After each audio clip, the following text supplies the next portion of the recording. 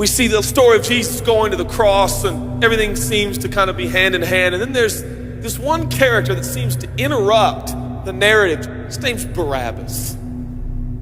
We don't even know much about him except that he's a murderer, a leader of an insurrection, a rebel. And why he's even mentioned, sometimes I'm not so sure. It's like, what? This is about Jesus going to the cross. So in this moment, Pilate thinks, I hold the destinies of these two men in my hand. I know the Jews have a tradition that on a holy day, I will release one of the prisoners on death row.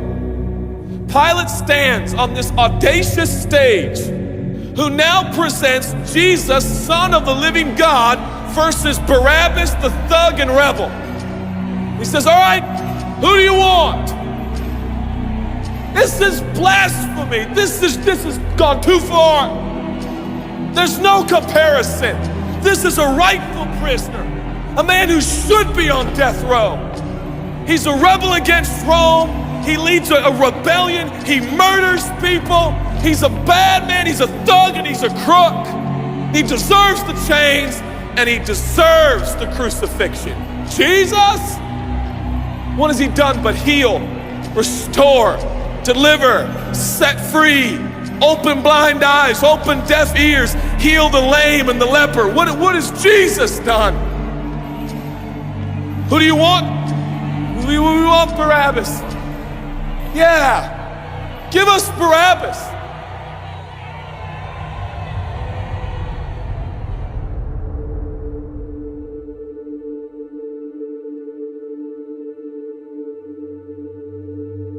People say, give us Barabbas. The Roman soldiers come up and they put the key in and they unlock Barabbas from his chains and shackles. And he walks down the platform, welcomed by all of his thug friends. Yeah, the people love me. Yeah, that's right. I don't even know who this Jesus guy is, but all I know is my people love me.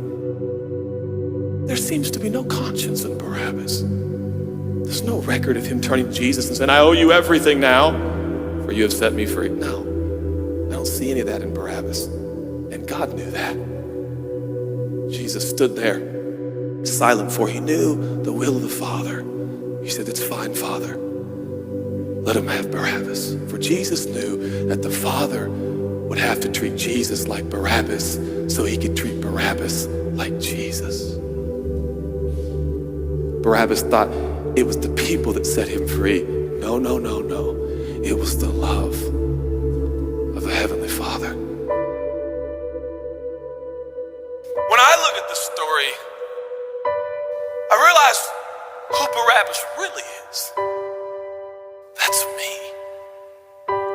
That's you. That's us. And I was reading this the other day, and I felt God speak to me. I love Barabbas. I love him. But God, he's bad, man. I love him. And I wanted him to go free. But didn't you know that he probably would have never acknowledged the free gift? Yeah, but I love Barabbas. While we were still sinners, Christ died for us. God sent his son for Barabbas, even the one he knew would walk away from Jesus and his free gift and never come back. He loves him.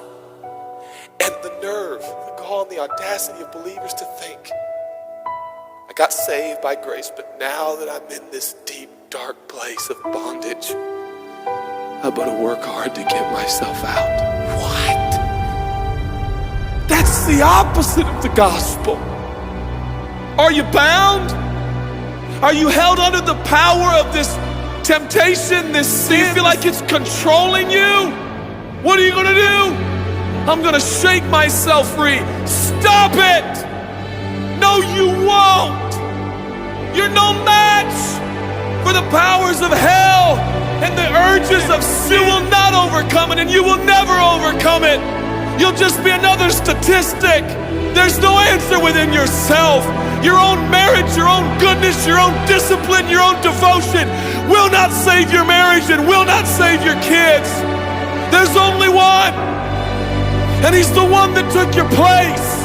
He's the one that stood silently on the platform with Pilate and said, yes, let him have Barabbas. Take me. How many times have I stood on that platform with Pilate and Jesus, and I'm the Barabbas, and they start to take my chains off, and I say, no, no, I deserve this. I deserve the guilt. I deserve the shame. I deserve the consequence. I deserve it. Jesus seems to look at me and say, no, son, let me have it. Let me have your sin. Let me have your pain.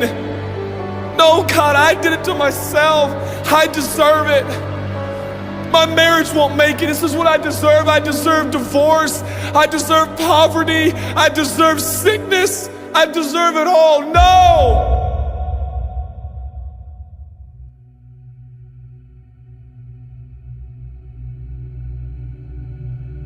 God, I'm so ashamed. Give me your shame. But God, what if I do it again? I'll still be here. Oh, God, I don't want to hurt you. I love you. I don't want to do this anymore. Give me your sins, son.